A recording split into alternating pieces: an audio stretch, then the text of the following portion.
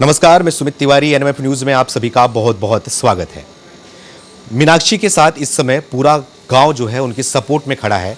मीनाक्षी को लेकर पूरे गांव के लोग, महिलाएं की बात करें, पुरुषों की बात करें, तो सब पूरी तरीके से जो है वो मीनाक्षी के साथ में खड़ा है और जो मीनाक्षी के साथ में किया गया है उसको लेकर खुलकर बोल रही है।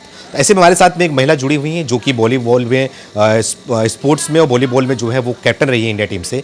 इनसे बातचीत करना चाहूँगा और जानना चाहूँगा कि मीनाक्षी इनसे क्या बात करती थी, क्योंकि ये मीनाक्षी को जो है अपनी छोटी बहन मानती है। थोड़ा इनसे बातचीत करूँगा और जानना चाहूँगा कि मीनाक्षी से इनका क्या रिश्ता था और मीनाक्षी के बारे में क्या कुछ कहना चाहेंगी उनके रिश्तों को लेकर।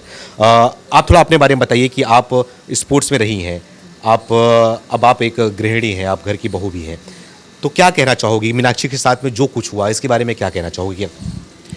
मैं निर्मल तंवर भारतीय महिला वॉलीबॉल टीम की कैप्टन रही हूँ 5 साल। मैं 2011 से 2023 तक इंडिया को रिप्रेजेंट किया है और 3 एशियन गेम्स में खेली हूँ। जैसा कि अभी निक्की बहन के साथ हुआ है वो बहुत गलत हुआ है। ऐसा नहीं होना चाहिए था किसी भी बेटी और किसी भी बहन के साथ। और जो मीनाक्षी दीदी हैं वो हमारे गांव की है, मेरे ही परिवार में से है, तो उनके साथ भी बहुत गलत हो रहा है। मैं अपने समाज से अनुरोध करना चाहती हूँ कि उनको न्याय मिलना चाहिए, क्योंकि वो भी किसी की बहन और बेटी हैं। और हमारे समाज से कहना चाहूँगी कि जो ये दहेज प्रथा चल रही है प्लीज़ इसको बंद कर दीजिए, क्योंकि इसकी वजह से बहुत सारी लड़कियाँ शिकार हो रही हैं। और मैं यही कहूँगी कि अपनी बेटियों को आप पढ़ाइए। जो दहेज आप शादी में देते हो वो पैसा आप अपनी बेटियों को पढ़ाने में लगाइए, उनको आगे बढ़ाइए, ताकि आगे जाके उनको किसी के भी अत्याचार ना सहने पड़े। तो मीनाक्षी को आप कब से जानती हो? मेरी शादी को 2.5 साल हो चुके हैं, तो तब से मैं इनको जानती हूँ। 2000 बातचीत होती है मीनाक्षी साहब से? बातचीत जी, बातचीत होती है, घर पे आना जाना रहता है, वो भी आती हैं, हम भी चले जाते हैं। तो कभी मीनाक्षी साहब को आपसे इस बारे में कुछ बातचीत हुई हो, मीनाक्षी कुछ बताई हो आप? जी, उनकी शादी 2016 में हुई थी फरवरी में। तो जब उनकी शादी हुई थी तो उनके ससुराल वालों ने उनको दहेज के लिए प्रताड़ित किया था कि बहुत मारपीट करते थे। जो उनके पति हैं रोहित, वो भी बोलते थे कि आप उनके पापा ने सियाज गाड़ी दी थी तो वो कहते थे कि ये गाड़ी बहुत छोटी है, बड़ी गाड़ी क्यों नहीं लेके आया। मतलब इनके साथ बहुत ही बुरा व्यवहार करते थे सारे घर वाले। इनके सास ससुर, जो इनकी ननंद है निक्की, कंचन और इनके पति बहुत बुरा व्यवहार करते थे। फिर भी 3-4 बार पंचायत हुई, ये चाहते थे कि सुलझ जाए मामला और लड़की का घर बस जाए, बट वो नहीं माने, वो ऐसे ही करते रहे। और ये 14 महीने से अपने घर पर बैठी हैं और मैं चाहती हूँ कि इनको इंसाफ मिले।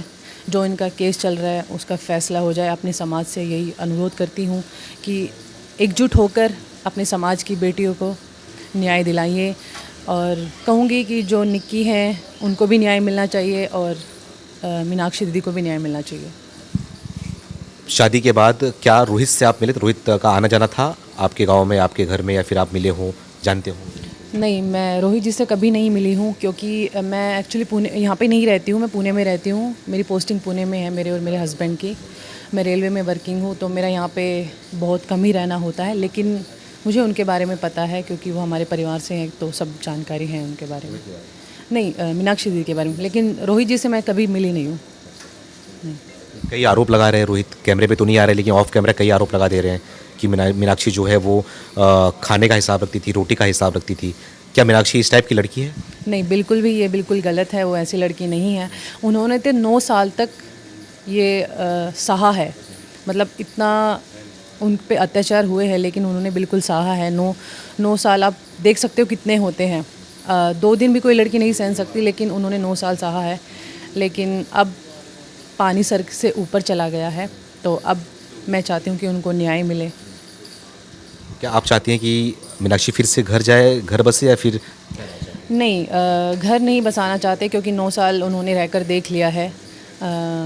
उनको पता है कि उनके साथ क्या क्या हुआ है, तो बस उनका फ़ैसला हो जाए। मैं यही चाहती हूँ, उनका फ़ैसला कर दीजिए। अपने समाज से अनुरोध करती हूँ, उनका फ़ैसला कर दीजिए, उनको न्याय दिलवाइए। लेकिन कंचन जो है वो तो बुला रही है, बोल रही है दरवाज़ा खुला है आपके लिए, आ जाइए। वो अभी मीडिया में कुछ भी कह सकते हैं, लेकिन 2-3 गाँव की पंचायत हुई है, 4-5 बार पंचायत हुई है। तो उसमें इन्होंने बोला था कि शादी में जो पैसा लगा है हमारा वो दे दीजिए, लेकिन उन्होंने पहले बोल दिया ठीक है हम 31 लाख रुपए दे देंगे, लेकिन बाद में उन्होंने मना कर दिया कि नहीं देंगे। तो वो बात अभी ऐसे ही कोर्ट केस चल रहा है। आखिर में क्या कहना चाहोगे कि जो लड़कियों के साथ में ऐसा होता है देश भर में, उनके साथ में कैसा किया जाए? क्या ऐसा मैसेज जाए लोगों तक कि लोगों को समझ में आए कि लड़कियों के साथ में ऐसा व्यवहार नहीं? देखो, मैं सभी पेरेंट्स को, सभी बेटियों को, सभी बहनों को यही मैसेज देना चाहूँगी कि ये जो दहेज प्रथा है इसको बंद कर दीजिए और अपनी लड़कियों को आगे बढ़ाइए। क्योंकि मैं भी एक लड़की हूँ और पहले स्पोर्ट्स पर्सन थी, अभी एक मतलब शादी होने के बाद मेरी जो लाइफ है उसको आप देख सकते हो, मैं बिल्कुल वैसे ही रह रही हूँ जैसे मैं पहले रहती थी। तो अगर आपके ससुराल वाले, आपके घर वाले आपको आज़ादी दे रहे हैं तो उसका बिल्कुल भी फ़ायदा मत उठाइए, उनके साथ बिल्कुल भी विश्वासघात मत करिए, क्योंकि वो आपको अगर आज़ादी देते हैं तो आपको आगे बढ़ने के लिए देते हैं, लेकिन आप बिल्कुल कभी उनका फ़ायदा मत उठाइए। और मैं सभी पेरेंट्स को यही कहना चाहूँगी कि अपनी बेटियों को आगे पढ़ाइए। ये दहेज देने से अच्छा है उन आगे बढ़ाने में लगाइए, उनको पढ़ाई पे वो पैसा लगाइए। बहुत बहुत धन्यवाद।